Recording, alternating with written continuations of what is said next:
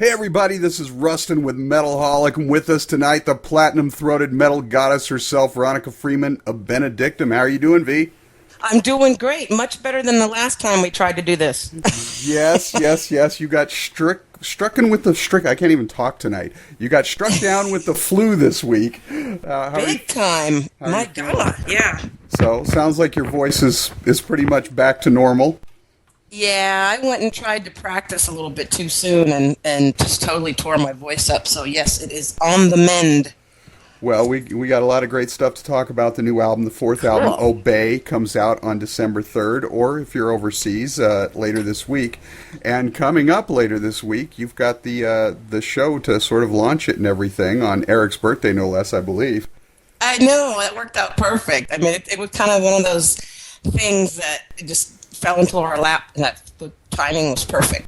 Well, awesome. Hopefully your voice will be full steam ahead by then. I certainly hope so. I wish I still lived down in Phoenix so I could be there for the show and everything. Did I see that you were? Is Nina actually going to be there for the show? No, I wish. Oh, I saw some post on Facebook. It looked like it said with Nina on that date, and I'm like, okay. So really? Anyway. Oh, I wish. It's Facebook. Who knows? So. Yeah. All right, well, let's talk about Obey, but first and foremost, I got to ask you, inquiring minds want to know, do you own a Berkeley horse? That's my business, not yours. Actually, no, I do not. I do not, but we might be shopping. Well, You never know. I had to ask, you initially called the band Bound. So. You know what? I didn't even think about that. That's great. No, I do not own one. And, that's a good, wow. That's pretty smart. I never even thought about that. So I have to give you props for slipping ipso facto in lyrics. Well, thank you. Well, thanks for paying attention. So, well, as I told you the other day, I'm really digging the new album. You worked with a ton of people on this record, not new people necessarily, but and we'll talk about those in a moment. But you and Pete added fresh meat to the lineup this time again. Again, well, different from the last album, but you got to change things up. You and Pete have always been the heart of the band. Everybody knows that. So, but dynamic new rhythm section, Eric Avia and Rickard, I'll butcher his last name if I say it. Sternquist. But tell me, in your perspective, how their presence impacted the new record. Well, I'd say that's a good question, and it had a very, very huge impact.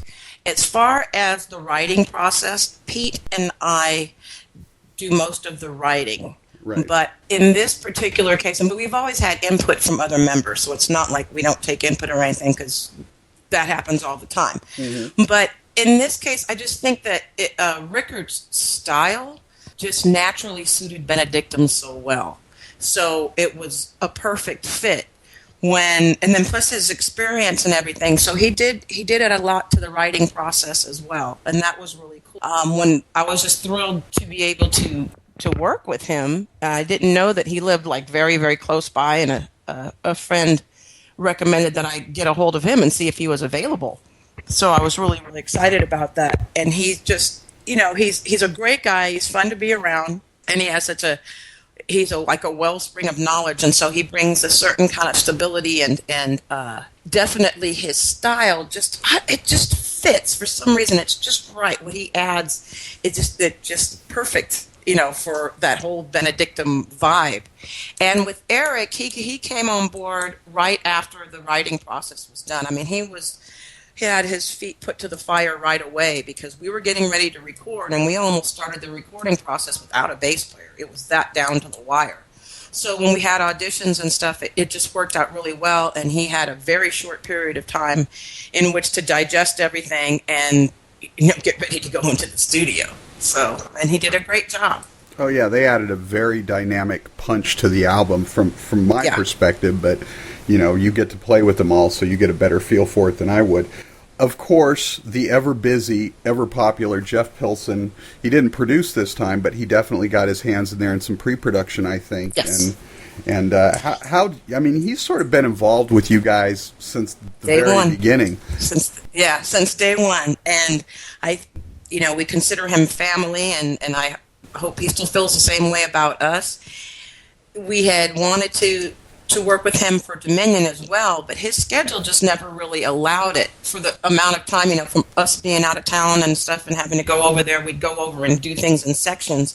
And this time it was just difficult to nail it down as far as his availability and when we could be out there. So it was really cool to be able to see him and work with him on the songs that we were able to do that.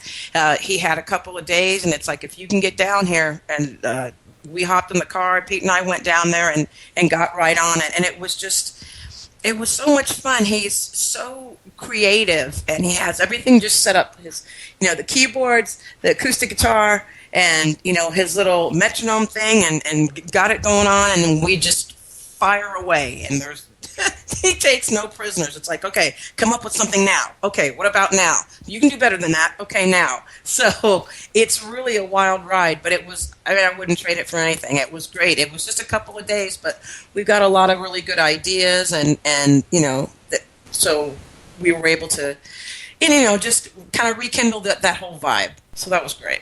Well, that's awesome. People don't realize what a talent he really is. I mean, everybody just remembers him as the bass player from Dokken and later Dio. Right. But he was such an integral part of Dokken that, he's got an amazing voice that most people didn't really get a chance to hear. And when you listen to stuff that he writes on his own and you go back and listen to Dokken, you're like, there's a whole lot more going on here of him and George and whatnot than there really was of Don himself. And you know what? You are so right. And I'm really glad that you picked up on that too, or that you mentioned that, because he is so multi-talented. And I did not, when I first met him, I had no idea what to expect. He's such a great guy too, and he's real warm and personable. But when you get into that studio, his focus is just, I've never really seen anything quite like it. And it's just, wow, you just feel the surge of energy, and it's on. And he does a lot of stuff now because, he's playing with Foreigner now. Right. And he gets called upon to do a lot of production work and everything. And I'm really happy for him and really proud of him. He puts on many hats, I'll tell you that. Oh, absolutely. He just did the new Adler album. And, of course, in the midst of all that, he and Mick and Brian Tichy and of course, George did the TNN album, which was phenomenal. Right. It's like, I listened to that album, and I'm like, why did they ever need Don? No offense, Don, but, goddamn, his voice is incredible, too. So, Right. But it really is. So, Jeff, we love you. We'll move on now to the others. John Herrera produced this time. What was that like for you guys? How did you connect with him? It was absolutely wonderful. He actually produced this one and also the solo project record, the solo record that I did as well. So we were really busy trying to do both things in a certain amount of time. And we met him through Rickard. Rickard had worked with him previously on a couple other projects that he was doing and had suggested John, A, because he's really talented, and B, because he's somewhat local, and we wouldn't have to travel as much, and I wanted to check him out, and I had him, because you were mentioning Nina, I had him work with me, just kind of like a trial run, when Nina had asked me to be on the Queen of Hell EP that they have. So we did that first just to kind of test the waters. He's great to work with. He's got a great sense of humor, and he's so knowledgeable. So I learned a lot. He uses all these technical terms. I was like, what do you mean? Why don't you just say it normally? What are you trying to get me to do?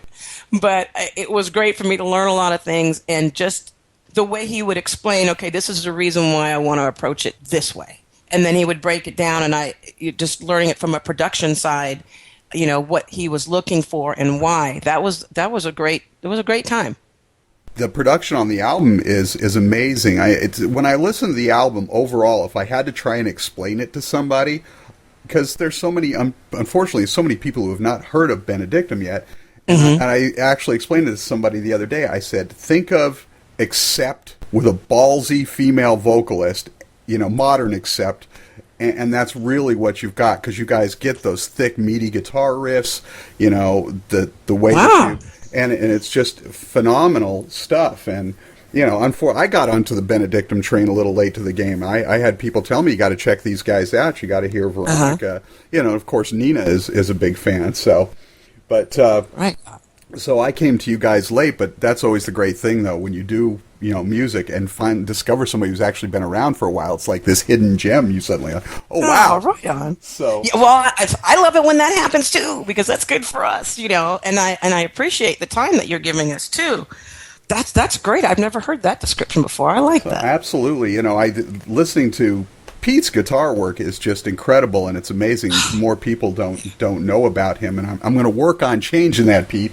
But I hope so. I really hope so. And I always his biggest advocate. I mean, I think his talent is immense. And to go back to what you were saying about John's production of the album,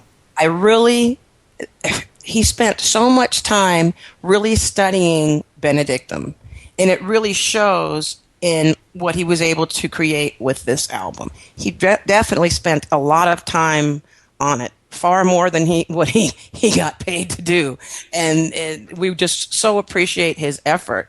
And in regards to Pete, the cool thing about this particular album is that usually, whether it be with Jeff or with Ryan on the last album, right. He's in the studio and they push him, okay, try it again, let's do this, and really are on him to draw out the best from him. And this time it was done a little bit differently, and he did a lot of creating those great sounds and those great guitar lines at home, believe it or not, and would send the files over because John was willing to let him try that and to be just in his own space and just be a little more calm and able to create what he wanted to create without being under pressure, and it really worked.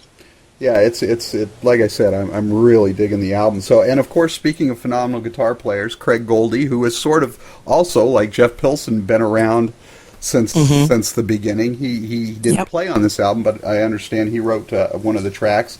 Die to Love You, I think, is the one that he penned for this one. Yeah, Die to Love You, exactly. And when you listen to that, you can sort of hear that Dio-ish vibe. Kind of makes you wonder what he and Ronnie were working on in Ronnie's last days. So. Right. If you do get that vibe, don't you? Because when I first heard it, I was sold. I met him over in San Diego. We met in San Diego to kind of like go over stuff. We've been wanting to do something like this for a long time. I mean, a long time. And even though he's guested on the previous albums, we never had a chance to collaborate on anything together like this. So when I heard what he had in mind, I was just floored. I was like, oh yeah, we're going to go with this. So it was just an immediate, it just clicked. And, we did some little arrangements and stuff, and it came out really cool. It's funny how many people that have been in the Dios camp you've performed with at this point. Isn't that amazing when you really think about it? I mean, when someone else had pointed that out to me as well, and I'm like, wow, it doesn't. You don't really realize it until after you kind of look back in retrospect and go, yeah. I mean, we had Jimmy Bain guest on the first album, and of course Jeff Pilson, and then of course Craig. And then I know I'm missing somebody Rudy here. Sarzo. Rudy Sarzo, or I think. Yep, all the bass players. Wasn't he? Yeah. So I mean, one point in time. Yeah. We got the little camp going on here. So, and also, dream come true. I'm sure Tony Martin performed on "Cry," one of the tracks. Yeah, that was a dream come true. How did that come about? Well, I'm a huge fan. And, thank God for Facebook. I would just this had nothing to do with the album, actually. It was just a huge fan.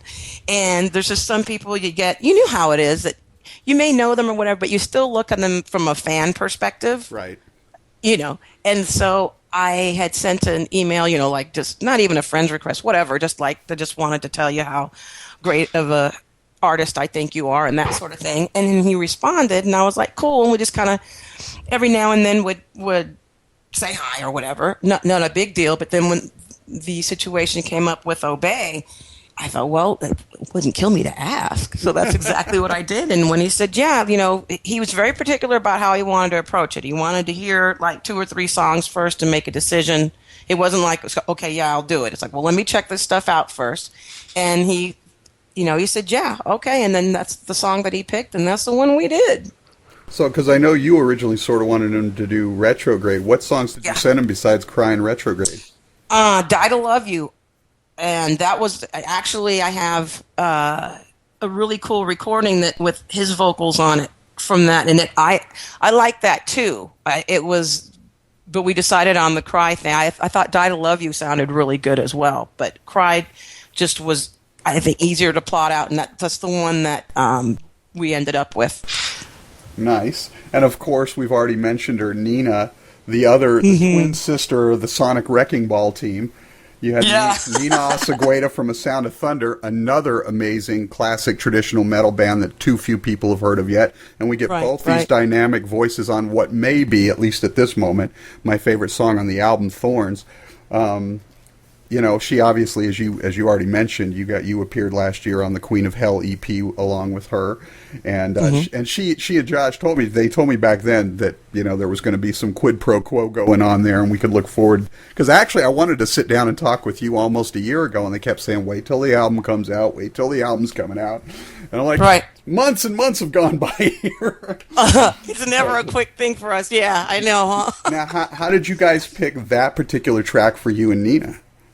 Okay, this is a story. Originally, I was going to have Graham Bonnet. It was written as a duet for Graham Bonnet and I, because I thought, well, we always had like guest guitar players and stuff like that on the past albums, so why not have some vocalists this time around? Right. So he got a job. He got a session that he had to do over in Russia, so he wasn't able to be around to do it. So I was like, well, this still kind of begs to be a duet. I mean, it didn't have to be. And then I was thinking, well, damn, why not Nina? Because I absolutely adore her. I think she's a great person and a great vocalist. And so I contacted her, and she was like, yeah. And I'm so glad, because she actually came out here. So it wasn't just like, send me the file type of thing. Right. And that was awesome. So she came out, and John did the tracking and stuff, and we got to hang out and have some good Mexican food and have a good time. Well, you guys play really well off each other on that. And as a matter of fact, there's a question I'm going to ask you a little bit later that my beautiful better half had asked me out of the blue earlier today. But it got me thinking. I'm like, they're going to do a West Coast tour this year. Their Kickstarter went so well for the new album. And they had mentioned last year that they were, this year they were going to do a tour with you guys in the West. And I said, I would really love to see on this West Coast swing, you guys, A Sound of Thunder, and there's a band out of Seattle that, if you don't already know, Craig toured with them for a little bit, called Witchburn. Got to check them out. Jamie Nova, phenomenal vocalist. But I would love to see all three of you guys on a bill touring the West Coast, because that would just be phenomenal. Just perfect combination of the three bands. So I definitely think, because I haven't heard Witchburn, I'll need to check that out. But I couldn't agree with you more about what a fun, first of all, it would be fun because they're such cool people. Right. And that's important. And I just think it would be great. We actually have discussed it, and I got an email from her the other day. I need to give her a call, and I'm hoping that we can do just that. That's what I hope the deal is going to be, is that we get to do this together. That would be awesome. You guys have always done like a cover track on each album, except for this one. You didn't do one this time. No, you're absolutely right. We didn't, which I was a little bit bummed about, because I considered that to be like a Benedictum tradition. Right. But I got outvoted this time, which doesn't happen too often. But I couldn't force anybody to do it. It was like, well, the train of thought was that since we've done it, and it's kind of like been an expected kind of thing, that maybe it's just time just to do an album and just stand on our own material completely and not even have a cover. And so everybody felt so strongly about that I was like, okay. But I kind of missed that process of what are we going to do, and how do I approach it, and how do I make it my own, and how do we Benedictumize it, as we call it, right? And all that, because that's so much fun for me. But it's cool, you never know, it might be one on the next one. Nice. It sort of made me wonder, seeing what they were doing, if you guys had ever considered doing like an EP, or, maybe doing a Kickstarter thing where the fans get to maybe pick some of the songs and you guys put something like that together for them, based on their support and input and everything. Because I thought that was an excellent idea, because I would like that too. And a lot of conversation gets started on Facebook, especially before, when it was announced that we were going to be doing another album. Then that's what kind of disappointed me, that we didn't do the cover, because people were starting to come up with ideas and having like little contests. Okay, what would be the top 3 ones that you would want Benedictum to do? And So we may do that next time around and actually like have a contest or something like that where people can, we'll have somebody pick out what that cover is going to be. Well, that would be really cool. So I'd love to see you guys maybe do a Priest song. I think you could just. I'm feeling you on that. That would be very cool. But and speaking of Priest, Two Guitar Attack, Tony has to do all this on his own. But there's always dual guitars and stuff on the album, and it's always made me wonder, because I haven't had a chance to see you guys live yet. Unfortunately, he has such. Shame on you. Well, you guys, I don't think you've ever actually played where I'm at now, and of course I wasn't aware of you back when I still lived in Phoenix. But he has such a thick, beefy sound. There's such a wall of guitar on the albums. How do you guys make that work live without losing some of the punch? That has always been a challenge, and when we've for the most part always had a keyboard player. So it's only been since rather recently. Well, since the last album, right after the last album, that we don't have keys anymore. So that always filled up, with the pads or whatever, and that always kind of made it more full. So like so many people are doing it now, with some backing tracks and stuff like that. But he doesn't really like to do that for the guitar because he would rather it just throws him off. So, it is a challenge, especially during his solos. But I've had a lot of people come up to us and say, you guys sound just like the record. You guys sound just like the record, which makes me feel really good. But we have definitely, and you've heard it here first, after much deliberation, we've given some serious thought to a second guitar player. And, someone like do the rhythm and stuff like that to fill that minor void. Because he does do so many different things. So... And this is the first time that it's actually been seriously considered. So I think that's going to be a cool thing if that comes to pass. Definitely, because there's some amazing guitar work on this album where it's just like, boy, if you drop that out, how's that going to work? Because you really need both elements to make it really sound as awesome as it is. So, you're right, because and we come to that crossroads so many times in rehearsal where, okay, so should he play this part or this part, and which is going to sound better live, which is going to sound fuller and cut across better. And I don't want him to have to choose, so I'm looking forward to the possibility of having that second guitar to be able to, make all the magic happen.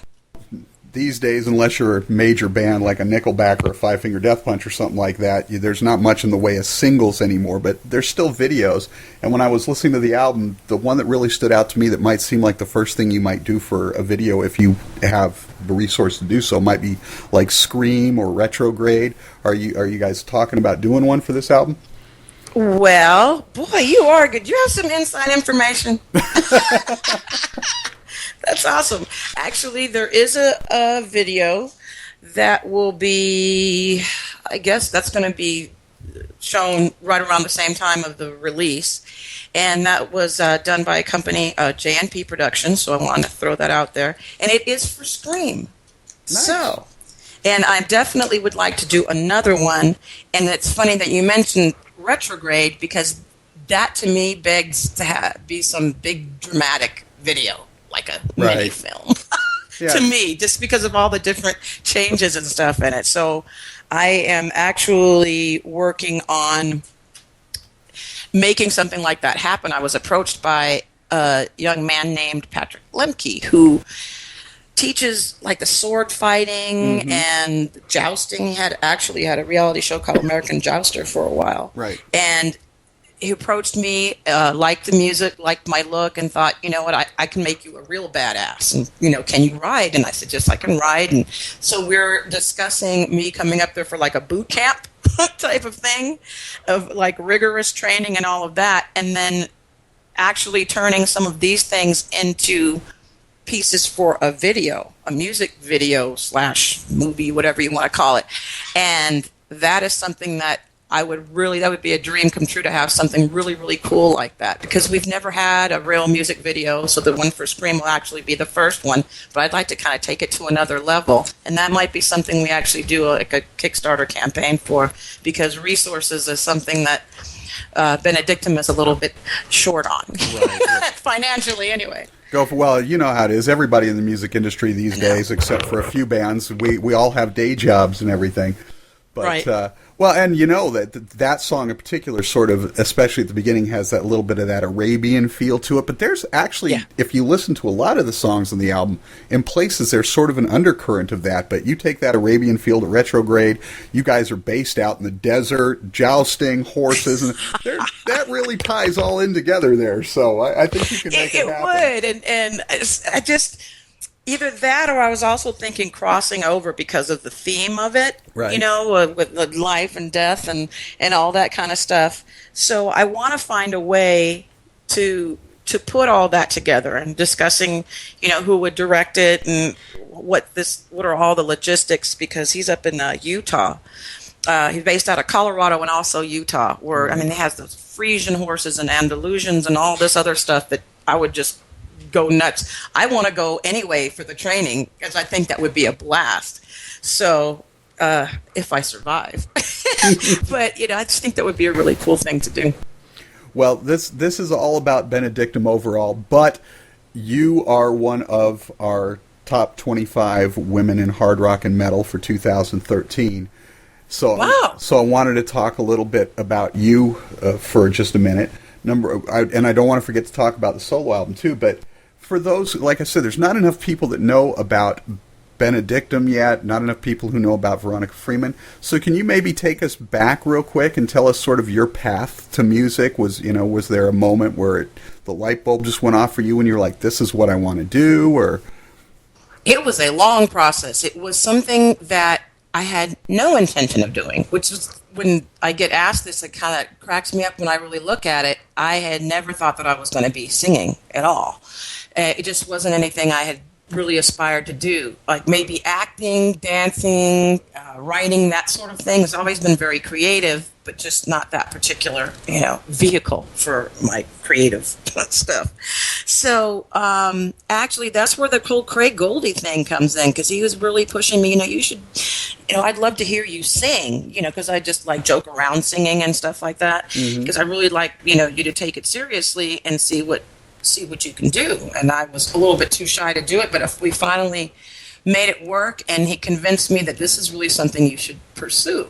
And then a long time went by where I just didn't. And then finally, I don't know what it was that triggered it, but I was just like, you know what? I'd like to try this again. You know, let me see if I can, what can I do, or how far it can go. And through that whole process, I met Pete, and, you know, we had stuff that we've been writing together for so many years. And then we were in a band in San Diego called Malady for a while, and Right. a lot of things people don't know, that quite a few of the songs stem from some of the stuff that we were doing back at that time, and we just reworked them, or, you know, gave them new life and added what we needed to make them pertinent and work for Benedictum. And it just, as things just developed, I love to perform. I love playing live.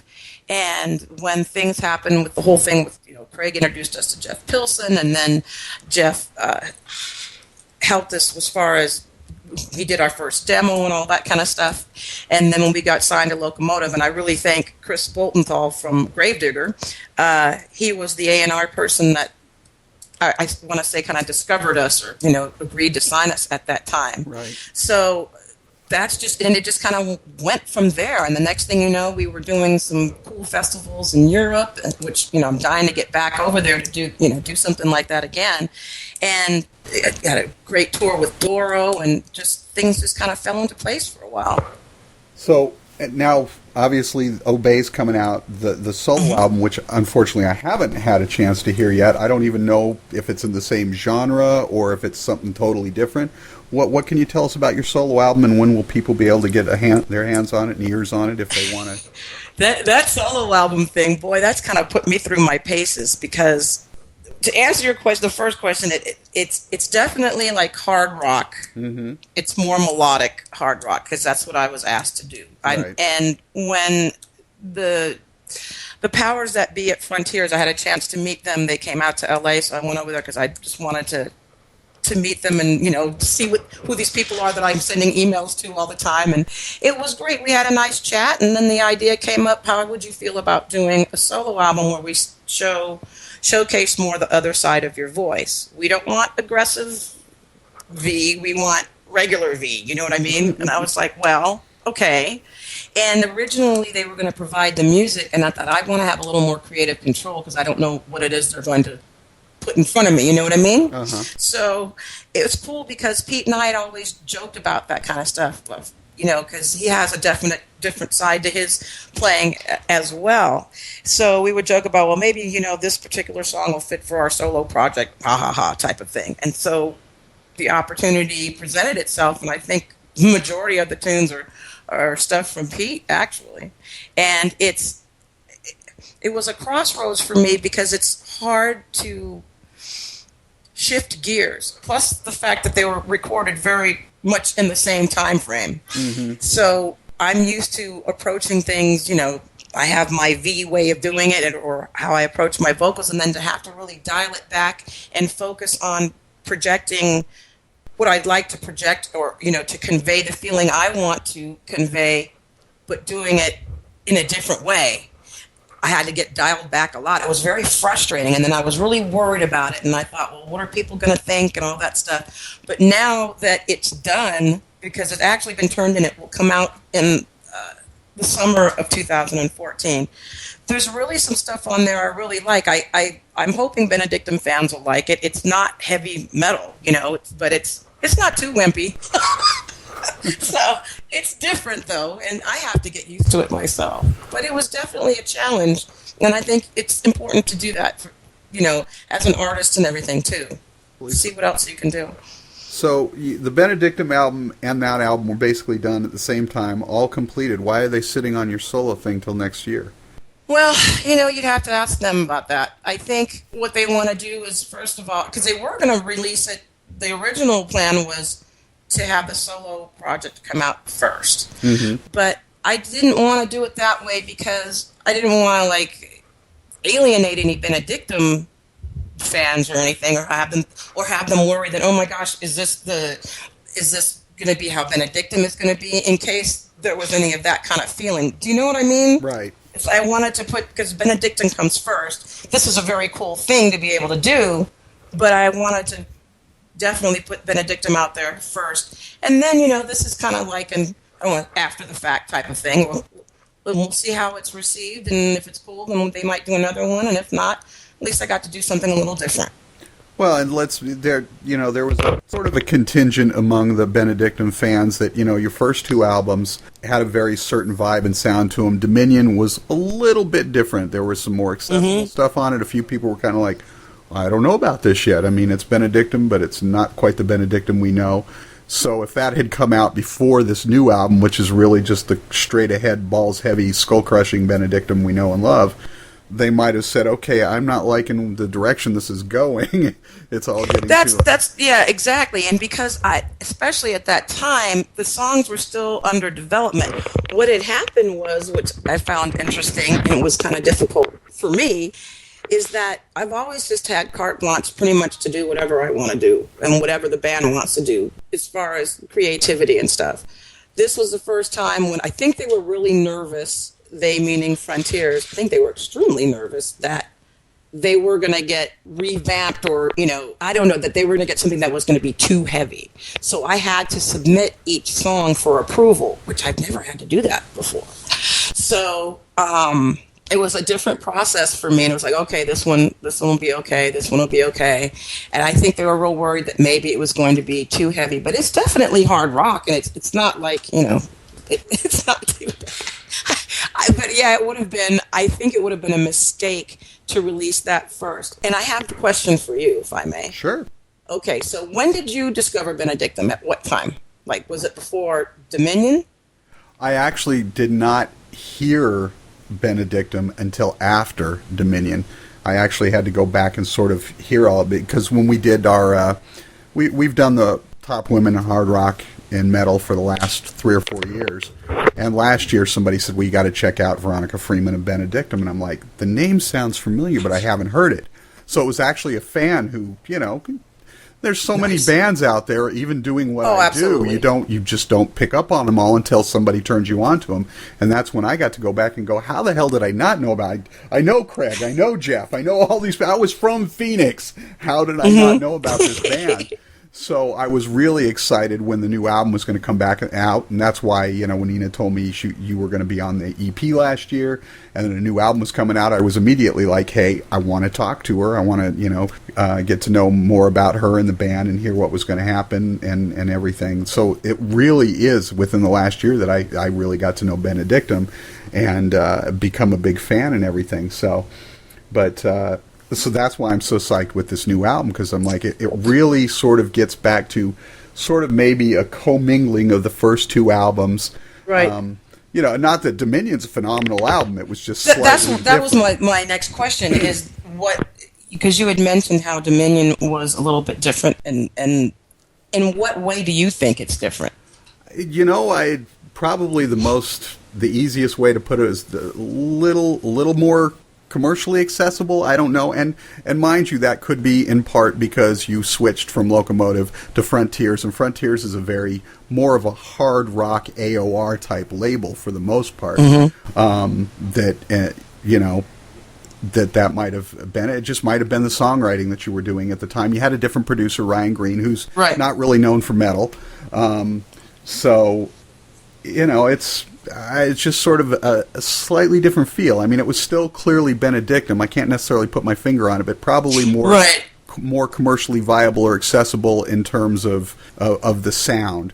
I mean, because I'm trying to figure it out myself. That's the reason why I'm asking. I wasn't trying to put you on the spot or anything. No, not but at all. There was definitely a distinction between those albums, and I'm still trying to put my finger on what it was. Some people loved it. Other people had kind of mixed feelings about it, especially our European fans. And the interesting thing is that Frontiers thought it was too heavy, or wasn't quite what, and they love Obey.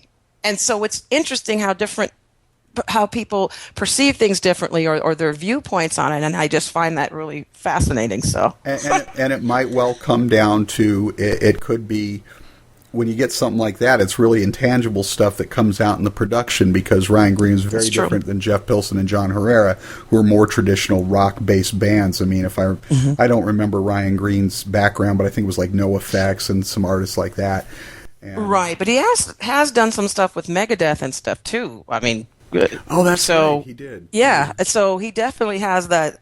It's just it's a little bit of a mystery to me. And then even within like the reviews and the interviews that I've been doing for Obey, I'll talk to somebody and they have a completely different take on it. But I think that's what's kind of fascinating about art and music in general, anyway.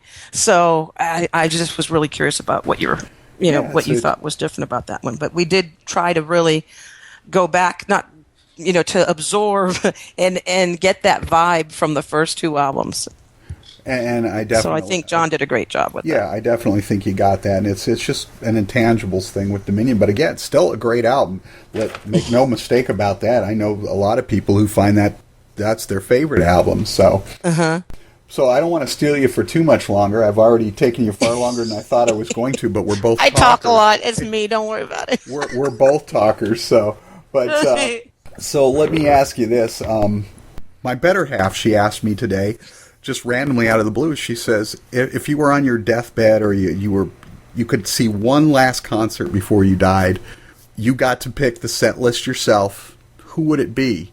She said, ask your interview tonight. So I said, okay, I'm going to ask V. So what band Wow, that's a tough one. So the question is, I'm on my deathbed. Who do I want to see my last concert? Yeah, and you get to pick the set list.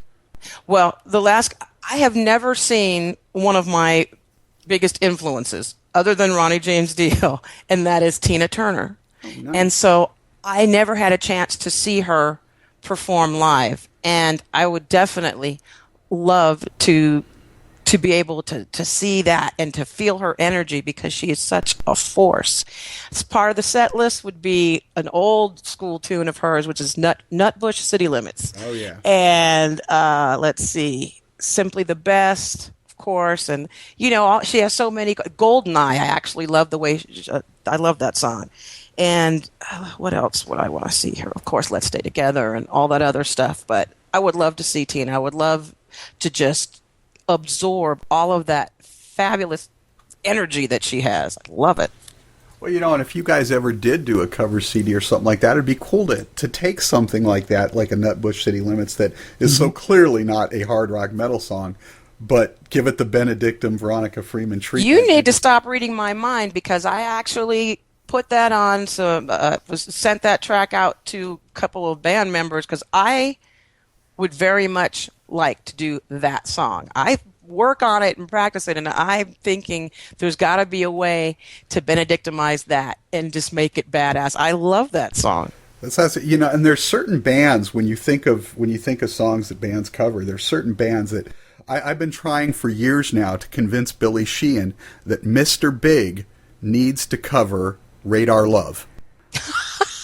Nice. I can't imagine any band that could do that greater justice. I mean, the bass line in that song with Billy, Eric Martin's vocals, and of course Paul Gilbert's guitar playing on that riff. Who could redo that song better? Because White Lion certainly didn't do it. Well, but that would be awesome. That would be awesome. That's like we were talking about earlier. I missed that cover thing, because it's a fun thing for me to do. So definitely, I'm voting. I'm going to outvote everybody next time around, and put one on there. All right. So a couple of quick questions just for fun before we get out of here. It's obvious it's Thanksgiving this week. The holidays are coming up. Can you think of, just for fun, a best and a worst holiday gift you ever got? Oh. That's a good question.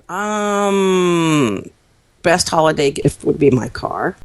So I love it's a RX-8. My birthday is very close to Christmas, so I get those combination gift things sometimes, which really bums me out. But this one was like, okay, I can deal with that. So my little car that I love, and worse, was from the same person, but I really can't say what it was other than it was an adult toy.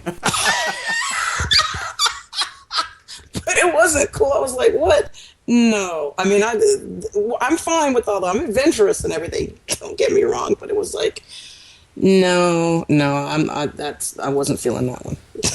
Well, I think it's funny that whole ugly sweater, that ugly Christmas sweater thing is coming back in a big way.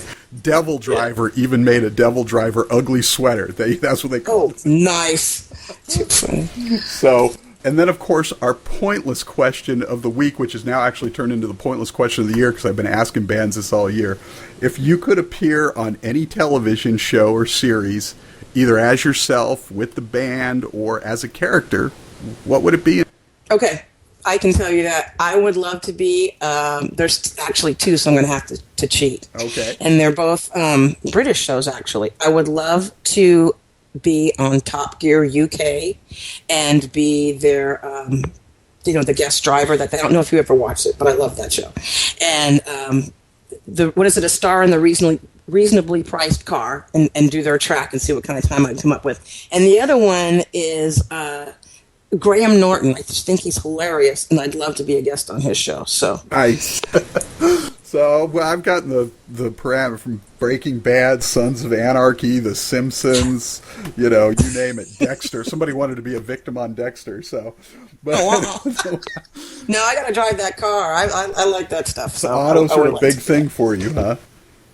You got a big passion. Besides, I get to meet Richard Hammond, who I just have the biggest crush on. So it's like nice. All right, and of course, for our Top Women in Metal thing, a couple of the question, the question sort of goes back to you. Was there a particular album that was a life changer for you, and who were? When I asked female vocalists about their influences vocally, so many times they actually are all male vocalists. Is that the same for you? Yeah. Mm-hmm. Definitely. With the exception of the Tina Turner thing, I know she's not metal, but definitely was influenced by just her approach, and her, again, the energy thing comes to mind, and her, just the way that, just her whole essence. I just love it. Obviously, the album would be Rainbow Rising, because that is something that I remember hearing that and just thinking, oh, okay, this is the stuff right here. Nice. And influences, obviously, Ronnie James Dio, like I said, Tina Turner. God, there's just so many different artists that I listen to, and I kind of like try to extrapolate what I can from everybody. So it's a pretty long list, actually. Beautiful. Veronica, thanks so much for taking the time to talk with us, and I hope you're 100% by the time you guys do the show at the end of the week after the holiday. I hope so, too. And but it's getting there. It's definitely improvement since I talked to you the other day, and thank you for everything. absolutely. So one parting question as we go out on the top 25 list of women in hard rock and metal besides you, and of course I won't throw you under the bus. Nina's obviously going to be on that list too. Who do you think must absolutely be on that list of the current genre, the current group of women in metal that sort of impress you? I would have to say Dora would have to be on there because she's just still doing it, and she just brings it. And she's been doing this steadily for a long time. She didn't take any time off and come back, and she's constantly bringing out new music, and I have great appreciation for her as an artist and as a person. Nice. Veronica, the V, Freeman, Benedictum, the new album out December 3rd, Obey. I'm telling you, get out there and buy it. If you don't obey me, obey her. Thanks again so much for taking the time. We look forward to seeing you on the road in 2014. Great album. That works for me. Thanks again. Thank you.